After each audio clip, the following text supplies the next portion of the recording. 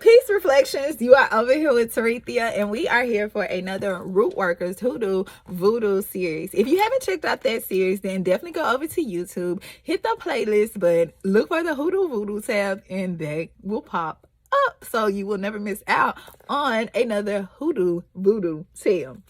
Now, this particular tale actually comes from the Delta. Okay, this one actually comes from the Delta in Mississippi reflection.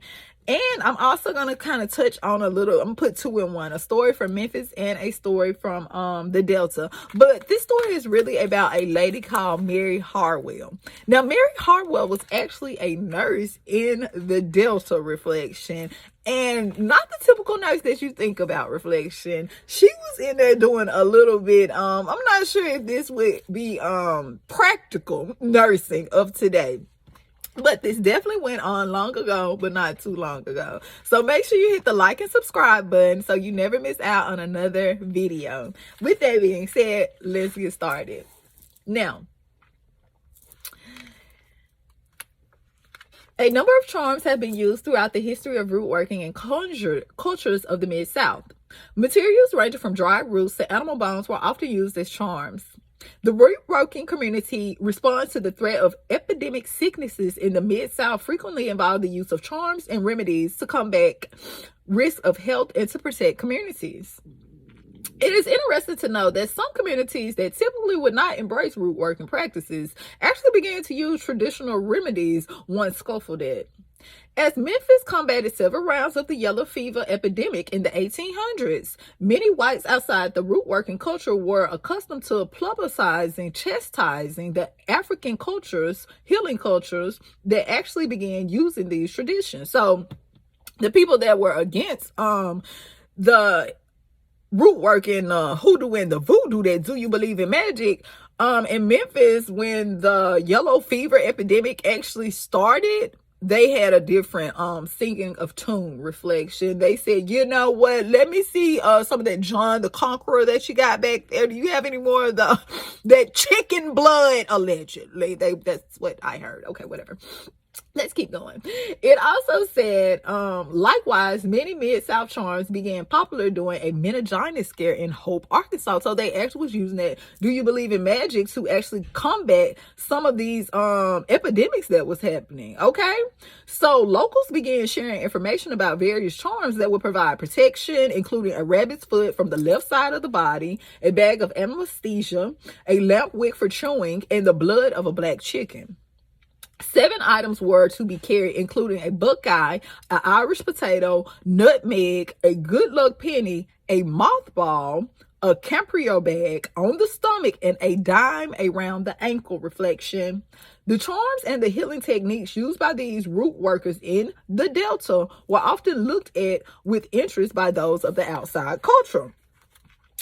Okay.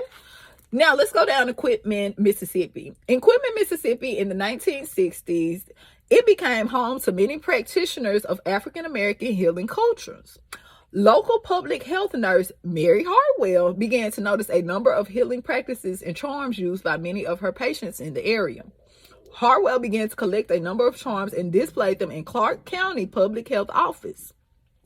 Harwell explained to a reporter, "That's my collection of protection charms taken from the necks of the colored babies.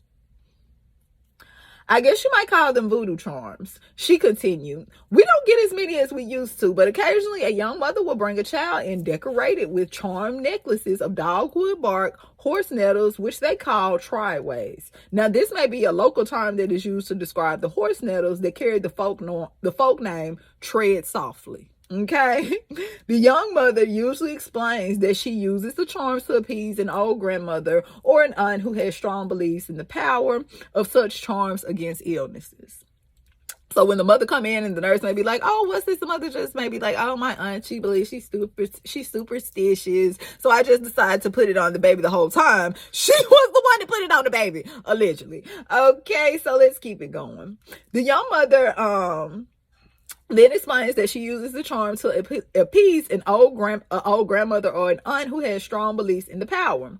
Harwell was said to have kept a pair of dried mole's feet on display. She explained that the feet were worn around the neck of a baby that was teething. She explained that the old colored mammies believed that dried moles' feet made teething easier for the baby. Who a mammy? But anyway, Harwell shared a belief of the power of the roots and spiritual healing. She claimed, of course, this primitive folk medicine does have some basis in medical practices. After all of our drugs are derived from plants and roots.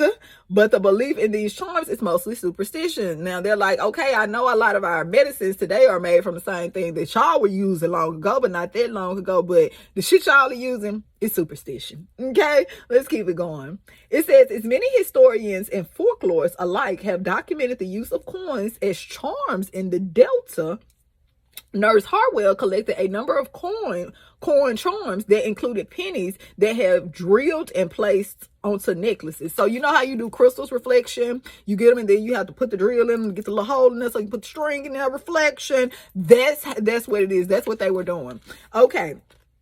Now, a lot of them were actually being drilled into the Roosevelt's dime, okay, which was being actually used as a charm, and it was worn by practitioners. She noted that some had a rise in the use of the Kennedy coins, is what they called them. The Kennedy coins were being used as charms. Nurse Harwell noted that many families would use a tea made from the bark of dogwood leaves in order to help infants fall asleep. Little did Harwell realize the culture and historical significance of her root and artifact display in the tiny clinic and equipment. So she thought these were just charms, baby, the whole time. This is that do you believe in magic? You are displaying do you believe in magic? Okay, that's what she was doing, reflection. Like you know how you collect coins or you collect crystals? She was collecting like magical talisman charms and stuff. I don't think you should collect those. But whatever. Anyways, it says 1893 preparation used in the Delta to bring peace to a quarrelsome family combined charcoal and horsehair to make a small charm. So these were just some of the things that they were actually using in the Delta to actually combat different illnesses. Like they were saying in Memphis when they had the yellow fever crisis, they would actually go to the root workers. In Hope, Arkansas, when they had their meningitis crisis, they would actually go to the root workers. In the Delta, in Delta, Mississippi, they actually in Quitman County, they actually had you would go into this health department, the Department of Health, and they would actually have a whole display reflection of magical charms. Okay, so what do you think about this story time reflection? Did you know all of this was going on down in the bottom? And I'm not talking about where the girls get naked. So reflection, make sure you drop in the comments and let me know what you think. Let me know if have you heard any of these tales in the area where you're from? If so, drop in the comments and I would love to hear about it. Until next time, make sure you hit the like and subscribe button so you never miss out on my next story time. And Ashe.